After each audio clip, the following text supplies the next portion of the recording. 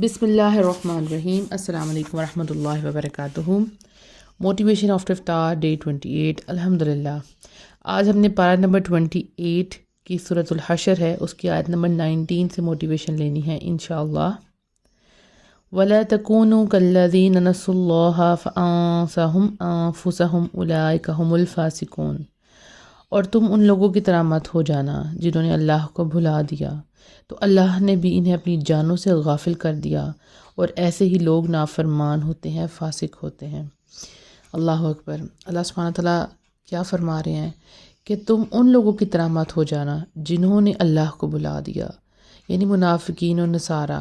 ان لوگوں کی طرح نہ ہو جانا جو اللہ کو ہی بھول گئے، اللہ کے احکامات کو بھول گئے، اللہ کی یاد کو بھول گئے۔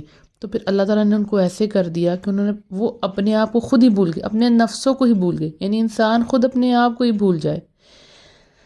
دیکھیں ایسا کب ہوتا ہے کہ جب انسان دنیا میں ڈوب جاتا ہے تو اس کو کسی چیز کی ہوش نہیں رہتی، وہ نہیں غور کرتا کہ اذان ہوگی یا نماز کا ٹائم، وہ اللہ کو بھول جاتا ہے، حلال حرام کی پہچان بھول جاتا ہے، وہ اللہ کے احکامات کو بھول جاتا ہے، جو حقوق اس کو ادا کرنے ہیں وہ ان کو بھول جاتا ہے، اس کو بس دنیا کی پرواہ ہوتی ہے۔ اس دنیا نے اس کو دھوکے میں ڈال دیا ہوتا ہے تو وہ اللہ کو بھلا دیتا ہے۔ اس کو اپنے کھانے پینے کی فکر نہیں ہوتی، اپنے سونے جاگنے کی فکر نہیں ہوتی، اپنے گھر والوں کی، رشتہ داروں کی، کسی کی فکر نہیں ہوتی۔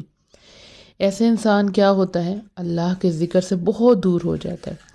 دیکھیے اللہ سبحانہ تعالیٰ نے ہم پر سب حق رکھے ہیں جن کو ہم نے ادا کرنا ہے، لیکن اگر کوئی انسان دنیا میں اس قدر ڈوب جائے کہ وہ اللہ کو تو بھولے ہی اور ساتھ جو اس نے حق ادا کرنے ہیں ان کو بھی بھول جائے، تو ایسا انسان کیا ہے؟ وہ فاسق ہے، وہ نافرمان ہے۔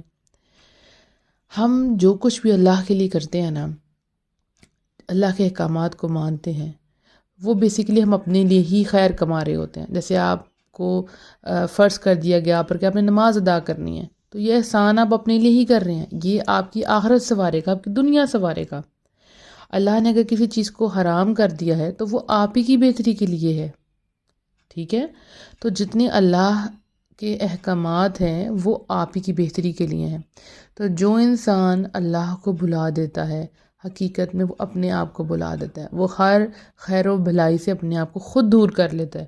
تو ان جیسے لوگوں کی طرح نہ ہو جانا۔ اب جب رمضان اینڈ ہو جائے، ختم ہو جائے، تو اس کا مطلب یہ نہیں کہ اب اللہ کو ہی بھول جائیں، اللہ کے ذکر کو ہی بھول جائیں، اللہ کی یاد کو ہی بھول جائیں اور پھر دنیا میں لگ جائیں، پھر اسی دوڑ میں لگ جائیں، دنیا دنیا دنیا۔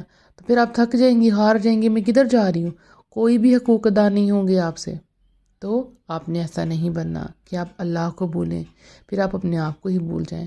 اللہ سبحانہ تعالیٰ ہمیں ایسا بنا دے کہ ہم پورا سال اللہ کا بہترین ذکر اور بہترین شکر کرتے رہیں، ہماری پوری زندگی ایسے گزرے جو اللہ کی یاد میں ہو، یعنی ہم جو بھی کام کریں تو ہمارے ذہن میں کیا ہو کہ اللہ اس سے راضی ہوگا یا اللہ ناراض ہوگا۔ ہر وقت ہمارے بیک اینڈ پہ، یعنی ہمارے دماغ میں ہر وقت ہر کام کے پیچھے اللہ کی رضا، اللہ کی ناراضگی یہ چل رہی ہو۔ ہم جو بھی کام کریں یہی تقویٰ ہے، اور یہی ہمارے روزے کا مقصد بھی تھا، اور اس کو ہی تو ہمیں اچیو کرنا تھا کہ ہم جو بھی کام کریں تو ذہن میں رکھیں کہ اللہ اس سے ناراض ہوگا یا اللہ مجھ سے راضی ہوگا۔ اللہ سبحانہ تعالیٰ ہم سب سے راضی ہو جائے، یہ رمضان جانے سے پہلے اللہ سبحانہ تعالیٰ ہم سب سے راضی ہو جائے، آمین۔